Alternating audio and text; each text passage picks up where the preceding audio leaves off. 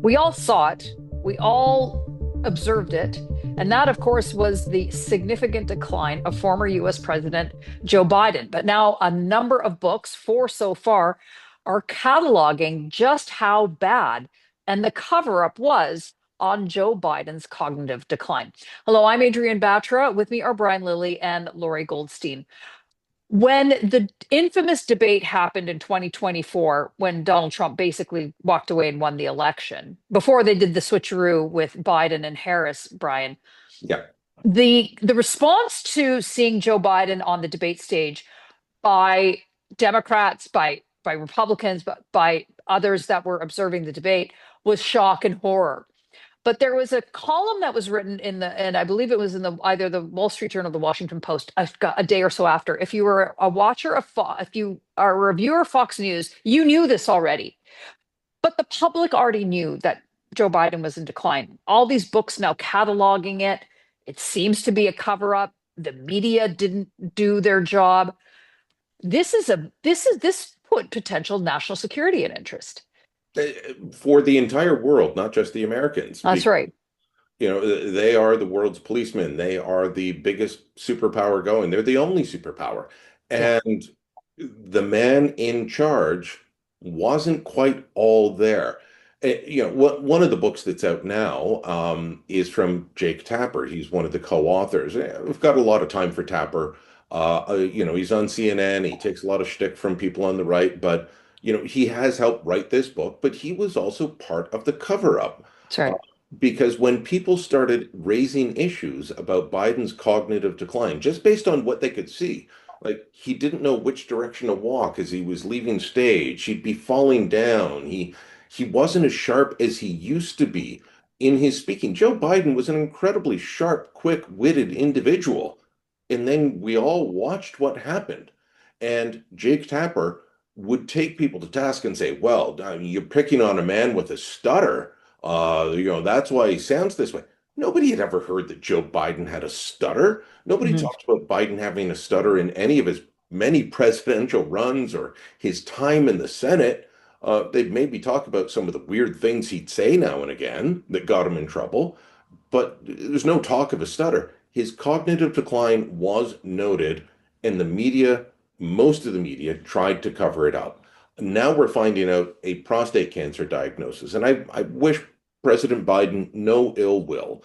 I wish him, the best treatment and recovery that he can have, but apparently it is into his bones. And if you listen to experts on prostate cancer, which every man worries about as they age, um, it is incredibly easy to treat if detected early, but the experts are saying there is no way this is a new diagnosis, that somebody must have known and they didn't let the public know.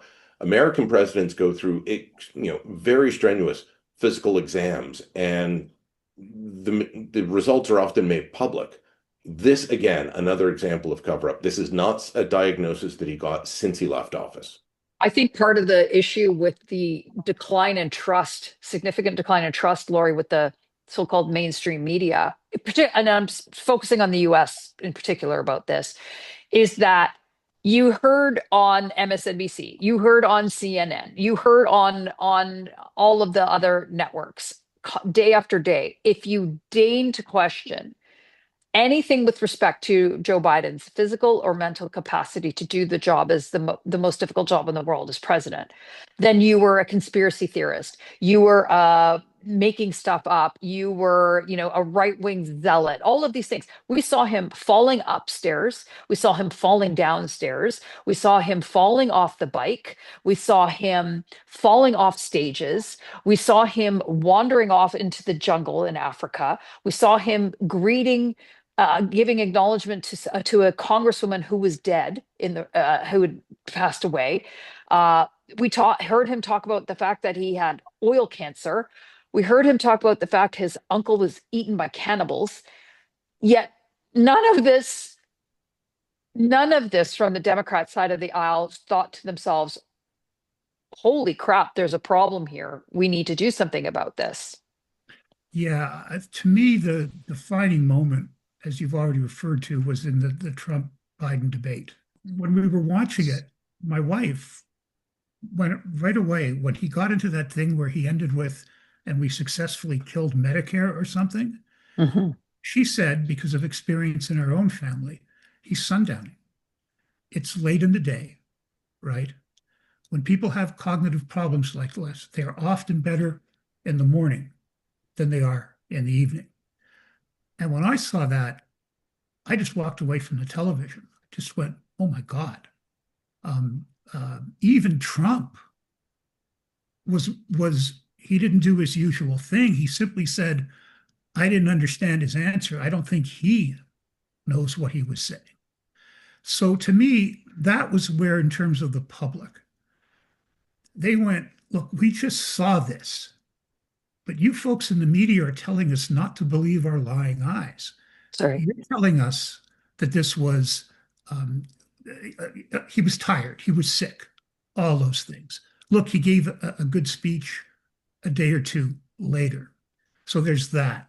The failure, though, to me, and like all of us, we wish President Biden well. That's not the issue. Why are we finding out about this now from the media? Why are books being written now by media why didn't they tell us when it was happening? News is what is new. And what was new in the final years of the Biden presidency is that the most powerful politician in the world was in severe cognitive decline. That his aides and all that were participating in that cover up. They were feeding false statements to the media, and also, I really like the president is one of the most medically assessed people in the world. How did we not hear at the time, as these assessments were being done, that we were being told he was in good health? But what is the point of doing those things if you're not going to be honest with, and we're talking about Americans, but we're also talking about the world, honest about those medical assessments? And so, and so to me, this is, we've really got to get away from the idea in the United States that only Republicans hide the truth from the American people, which is the charge made by the Democrats. It is equally true that the Democrats, when it serves their political advantage, lie to Americans and lie to the world. And that is dangerous. And the primary failure to me was the American mainstream media. How could they have not have reported on Sorry. this while it was happening? How? It's inexplicable. Brian, I think this is perhaps the biggest scandal ever.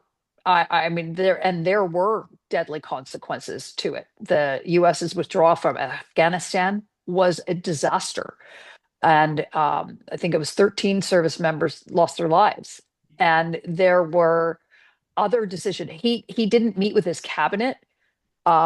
He didn't know when his Secretary of Defense went into the hospital.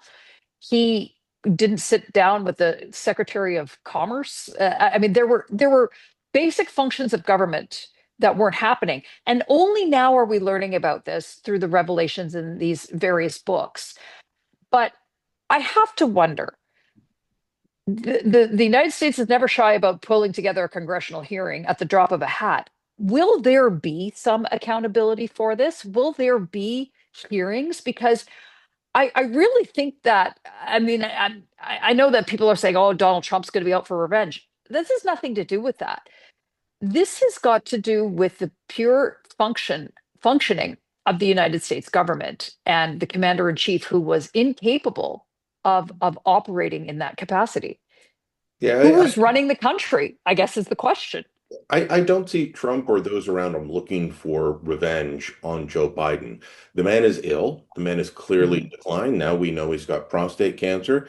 There is a good chance he will not be around much longer. And so I don't see anybody in Washington looking for revenge on Joe Biden over this. But absolutely Congress should be asking questions. There is a physician assigned to the president. They have an office in the White House. They are there every day. If he was in ill health, mentally or physically, why was this not revealed? Why were cabinet members not given access to him? What world leaders have said that they could not get in touch with the American president. Now they just call straight through to Trump right away. But towards the end of Biden's presidency, you could not get a hold of the president, even other world leaders. So there was clearly an attempt to cover this up, to minimize everything.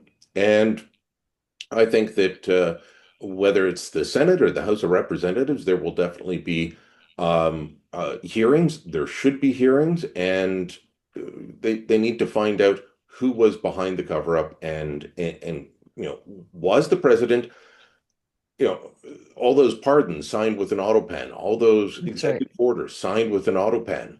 Was he mentally capable to make those decisions at the time? These are important decisions, and auto pen is not a functioning government. Lorrie, in an attempt to get ahead of these books, Jill Biden and Joe Biden have been on a bit of a media tour of their own. They went on that pathetically horrible show, The View, where again, Joe Biden was asked questions. Jill Biden had to jump in and almost rescue him when the poor man started just trailing off. And that does happen with elderly people who are having cognitive issues or medical issues. We're watching this before. Personally, I think it's cruel what they did to this man. I really do. But on the accountability piece, we heard from his chief of staff, his campaign managers, that even when they were trying to do debate prep, he would just wander away. They didn't know what he was thinking, and then he'd come back in a few hours. But yet they still kept this man on the ticket. They still tried to present him as someone who could potentially be the president of the United States again. And so I'm wondering, again, on that accountability piece, who is held responsible? Who should be held responsible for this? Because I asked the fundamental question that I know millions of Americans are: who was in charge of their country? Well, first of all, I think it's easy to know who. It was the inner circle of Joe Biden, and they're easily identifiable. And I think this is important. This isn't to prosecute or persecute Joe Biden. This is to prevent this from happening again. And when we look at, again, double standards, the media that protected Joe Biden for so long has no qualms about questioning the mental faculties of Donald Trump. We see it all the time. And so the answer is no. You have to question the mental health of any president. And there have to be safeguards and guardrails that because the vice president could have taken over under the US Constitution. The 25th Amendment. That's right. So the important thing for the future is it doesn't happen again. And the only way you do that is you have hearings on what happened, you figure out what happened, and you make recommendations to keep it from happening again. Well, Joe Biden's decline in health is by far the biggest scandal in US political history, and the cover-up behind it. Well, like this video and subscribe to our YouTube channel. Go to thetorontosun.com. You'll find commentary and coverage there you will not find anywhere else.